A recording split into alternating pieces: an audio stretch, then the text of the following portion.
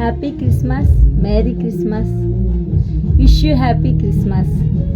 మా చర్చిలో ఎన్హకోరేలో గొప్పగా క్రిస్మస్ ఆరాధన జరుగుతుంది. చిన్నపిల్లలందరూ చక్కగా డ్యాన్స్లు వేస్తున్నారు. నేను లైవ్ స్టేటస్లో పెట్టుకున్నాను, చూడండి, చూసి ఆనందించండి. చిన్నపిల్లలు చక్కగా దేవుని నామాన్ని స్తుతిస్తున్నారు. చక్కగా లైవ్ చూడండి ప్లీజ్. అందరికీ happy Christmas. God bless you all.